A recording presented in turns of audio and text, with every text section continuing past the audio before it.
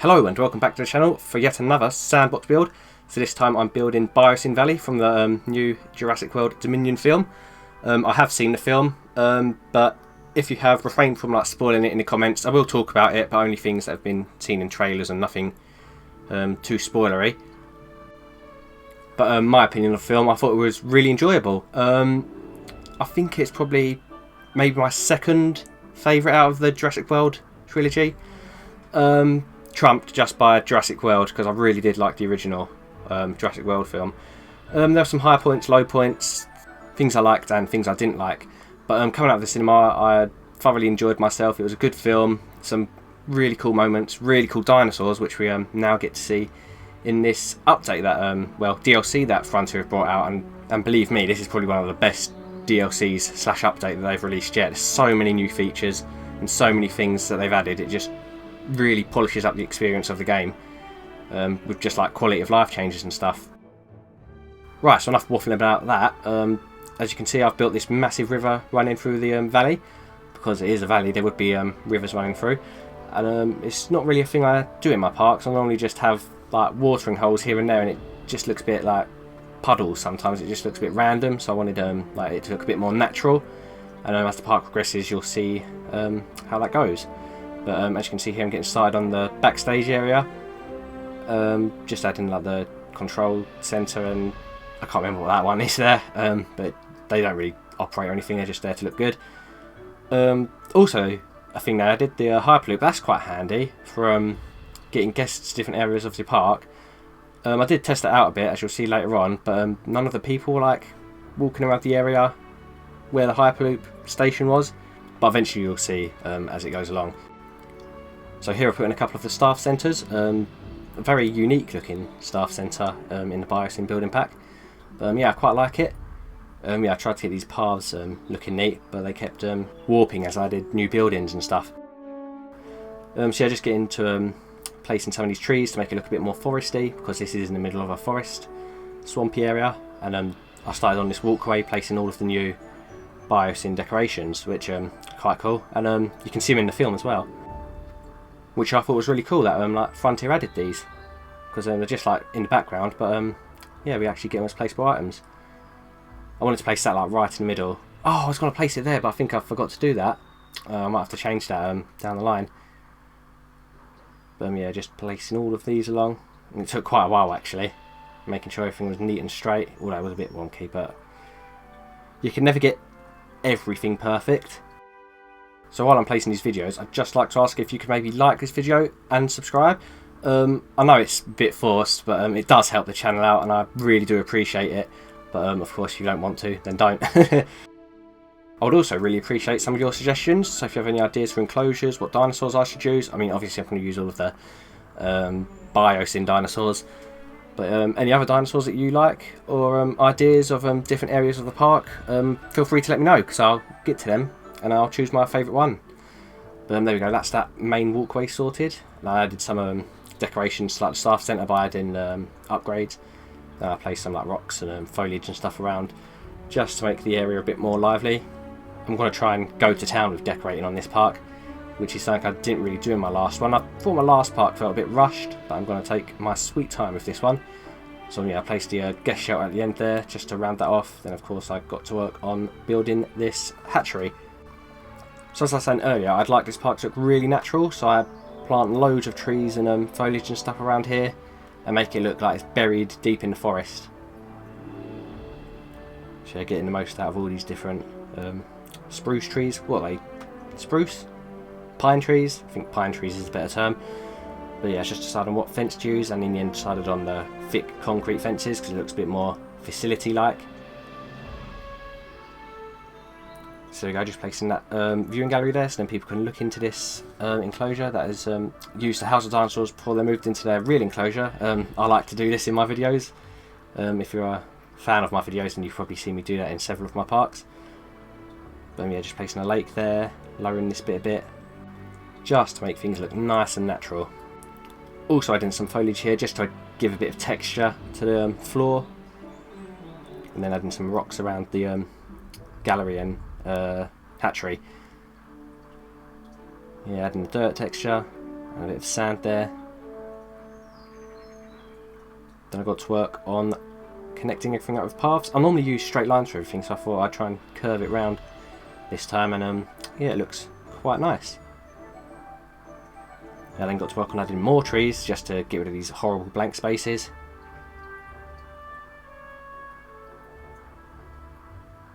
There we go, looks a lot better there. And I'm just adding a few here and there in the actual hatchery. Oh, my control batteries died there, so I had to quickly swap them out. Fortunately for you, you don't miss anything. I then got to work on placing the ranger facility. Is that what it's called? It's something like that, but you know what I mean. I also placed the paleo medical facility. I wanted that to look quite nice, and I wanted it to like back onto that hatchery enclosure. Thankfully, Frontier decided to add a feature where you don't have to have ranger patrols.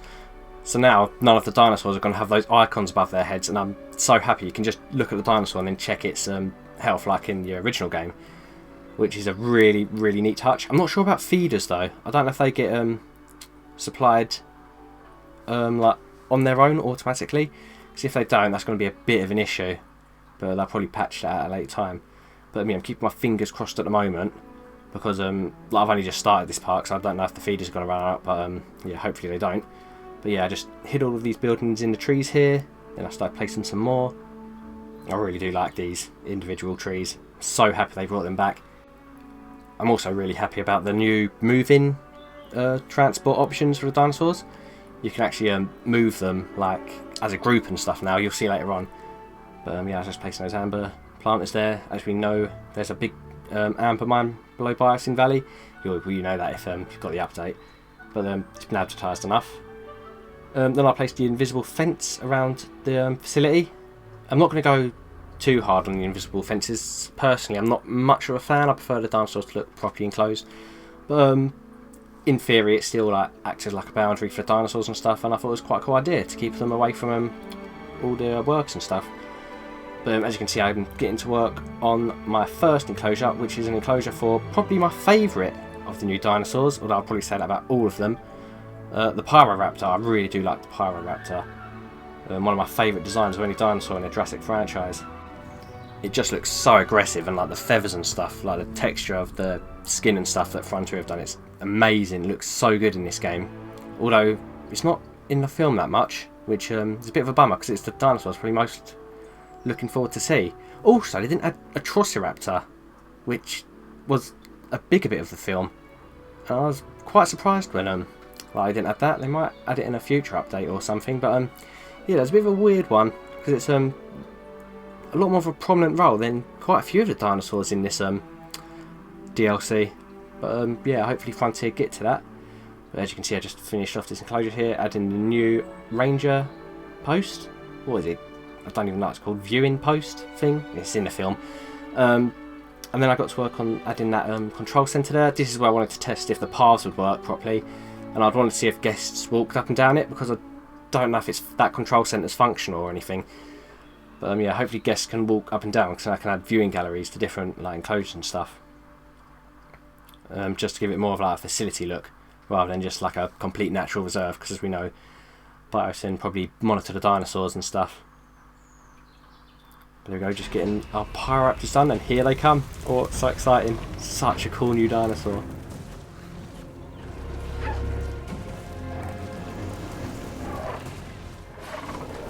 Look at those wings. I know they're arms, but I'm just going to call them wings. There's certainly something special about this one. Je ne sais quoi. It's a Pyroraptor. Thanks for that, Cabot Finch. But yeah, I'm just tranquilising them all there. Moving the ones from the hatchery in, adding a feeder, and then of course a goat feeder, so we can watch them hunt. Just having a bit of dirt texture around the bottom of that post there, because grass won't grow. But there, as you saw, like you can move all the dinosaurs at once now, which is really handy. You don't have to keep going back and forth between like the hatchery and the enclosure. So if I like had an enclosure at the very end of the park, I wouldn't have to keep going back and forth, which is really good. But yeah, just some sped up footage here of the dinosaurs moving in, nothing too much. So I just cut there because nothing was really happening, and I decided to add some rocks and stuff to the enclosure because I forgot to do that.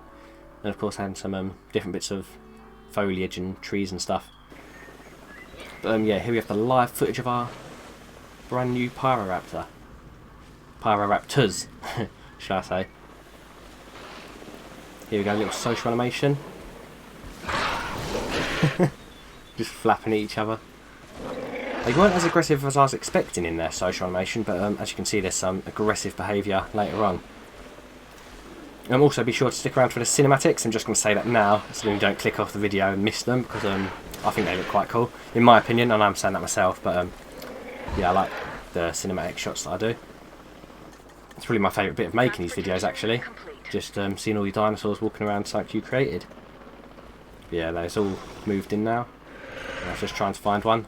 There's that one there running. Got back to him. Pouncing on that goat. Just absolutely hammering down on its neck. You can hear the pain from the goat. But yeah, such a cool animation there. I'm not sure if it's unique to the Pyroraptor, but it's still really cool. That one there all on his own. Also, I don't know if you saw earlier, but I added one Pyroraptor with the aggressive trait. I wanted it to be the alpha, so I could name it. So here we have these two here fighting for dominance, determining who should be the alpha, which we'll see in a minute. Of course, I had to name a Pyroraptor. I couldn't just leave them all unnamed. Of course, if you had name suggestions, just let me know. But yeah, I decided to name this Blaze. And I wanted it to have a Y in after the A, so that's for effect. I didn't actually make a mistake there. I wanted it to be called Blaze with a Y, because it's the Pyroraptor. Pyro equals fire, blaze, fire. Did you get the reference? But yeah, I just wanted a name that linked to the dinosaur's namesake, which was a forest fire, I believe. But yeah, it's a pretty cool shot there, and yeah, just getting these trees all done. And as you can see, I removed the viewing gallery and paths in that because people weren't walking around. But hopefully, as I add more dinosaurs and stuff, like people actually start moving about the park, and I'll be able to make several little areas of the park, which will be cool. Instead of everything being connected up by a path, it'll be connected by the Hyperloop, and there'll be different like areas. And that pretty much wraps up this episode. Of course, be sure to stick around for the cinematics at the end. I put a lot of work into doing them. It takes me quite a while to actually find different shots and stuff and to get all the dinosaurs timing right. But yeah, thank you very much for watching this video, and of course I'll see you in the next episode.